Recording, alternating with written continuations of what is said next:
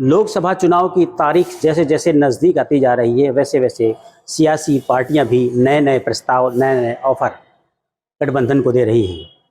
India गठबंधन को AIMIM की तरफ से पहले जो प्रस्ताव दिया गया था, उसके बाद अब एक दोबारा प्रस्ताव भी सामने आया है और ये प्रस्ताव है 5 पांडवों वाला प्रस्ताव। हमारे साथ AIMIM के प्रदेश प्रवक्ता फरहान अहमद साहब हैं, उनसे बात करते हैं।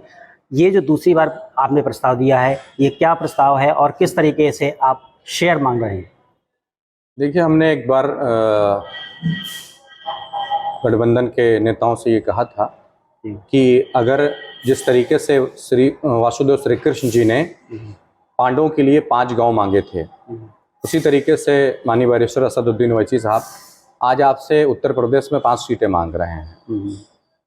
और अगर आप 5 सीटें देते हैं तो फिर हम लोग 25 सीटों पर उत्तर प्रदेश चुनाव नहीं लड़ेंगे, और अगर 5 सीटें नहीं देंगे तो फिर हम 25 सीटों पर चुनाव लड़ेंगे।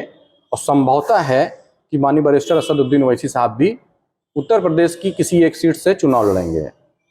और फिर आप ये मत रोइएगा कि आपने वोट काट दिया या वोट खराब कर दिया या भारतीय जनता पार्टी को आप जिताने के लिए आए हैं, तो इस तरह का जो रोना होगा, आप रोना न रोइएगा।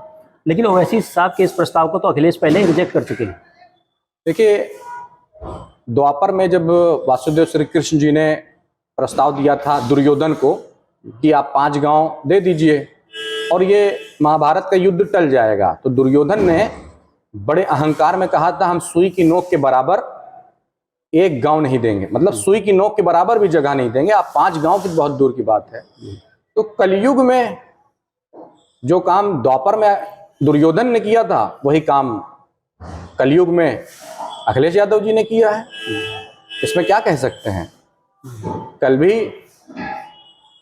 श्री कृष्ण जी युद्ध टालना चाहते थे, आज कलयुग में बैरिस्टर असदुद्दीन ओवैसी साहब चाहे नहीं चाहते थे कि उत्तर प्रदेश में महाभारत हो और भारतीय जनता पार्टी को तीसरी बार सरकार में आने से रोका जाए, प्रधानमंत्री श्री नरेंद्र मोदी जी को तीसरी बार भारत का प्रधानमंत्री बनने से रोका जाए। मगर ये जो विपक्षी गठबंधन है ना, ये हकीकत माने तो ये भारतीय जनता पार्टी की ही टीम है। लेकिन इंडिया गठबंधन तो कहता है कि ओवैसी जी खुद भी टीम है भाजपा की। अच्छा, ये बताइए, इंडिया गठबंधन कहता है कि हम बी टीम है। अब आप बी टीम के बारे में समझिए कि मुलायम सिंह यादव जी पार्लियामेंट के अंदर खड़े होकर कहते हैं कि मोदी जी हम आपको आशीर्वाद देते हैं कि आप दोबारा प्रधानमंत्री बने। ये बात तो असदुद्दीन ओवैसी साहब ने नहीं की।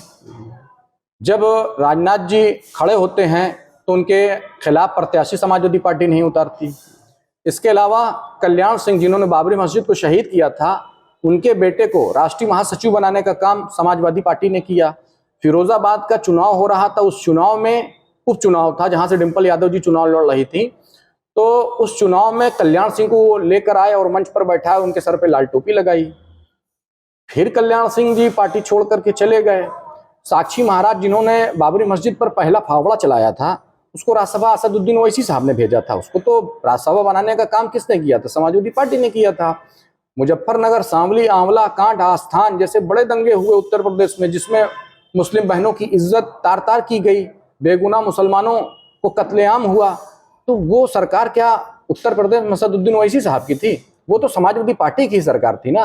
तो इससे अंदाजा लगाइए, इससे अंदाजा आप खुद लगा सकते हैं कि जो हमेशा से भारतीय जनता पार्टी का खुला समर्थन करते आए हैं, मगर मुसलमान क्या करें? तो क्या आप कह रहे हैं कि सपा भाजपा की बी टीम है?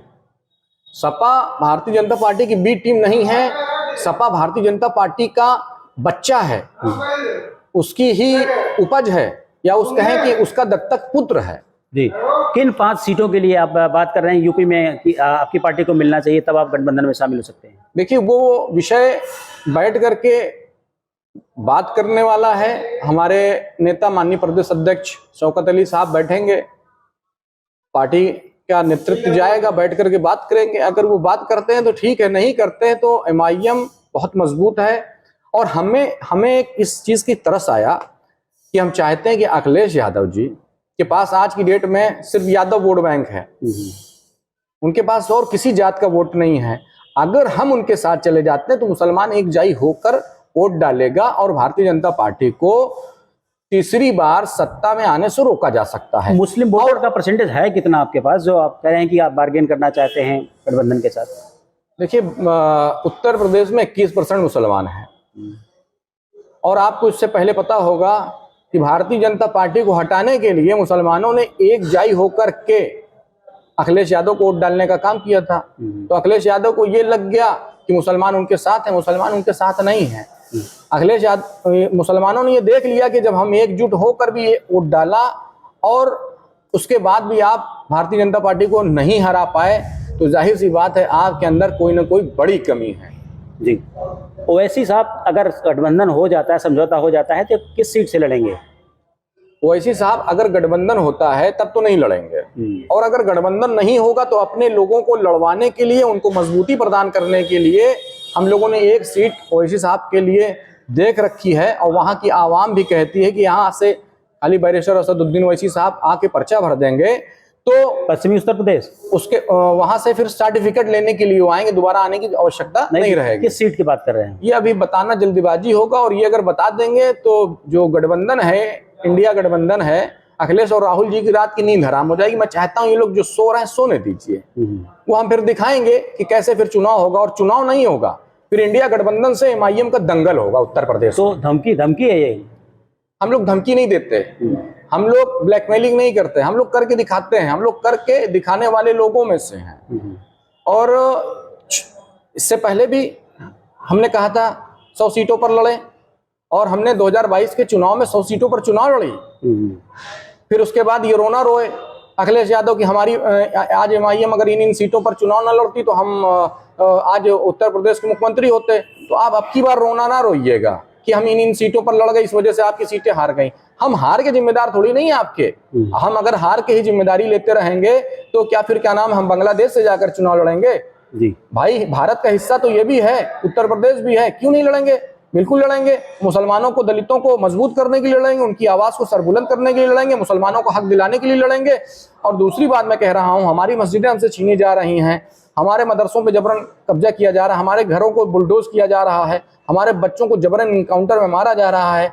ठीक है, इतना जुल्म हमारे ऊपर हो रहा है। अखिलेश ने बोल दिया कि राहुल ने बोल दिया, कौन बोला? बोलने वाला तो एक ही वाहिद शख्स था ना, वो बैरिस्टर असदुद्दीन ओवैसी था। सड़क से लेकर सांसद तक उन्होंने ही आवाज उठाई। समझौता अगर नहीं होता तो फिर एमएम कितनी सीटों पे लड़ेगी? समझौता नहीं होगा तो 25 सीट पर लड़ेंगे, और माननीय बैरिस्टर असदुद्दीन ओवैसी साहब के नेतृत्व में लड़ेंगे उत्तर प्रदेश में। बड़ी दमदारी से लड़ेंगे, रात की नींद उड़ा देंगे, इंडिया गठबंधन को धूल में मिला देंगे। जी, तो एआईएम प्रवक्ता का कहना है कि अगर 5 सीटों का जो उनका फार्मूला है, जो 5 पांडवों वाला फार्मूला है, अगर उस पर इंडिया गठबंधन नहीं चलता है तो अब वो महागठबंधन की नींद उड़ाने वाला है, और जिसके लिए उन्होंने तय किया है कि इतनी सीटों पर वो अपने प्रत्याशी उतारेंगे।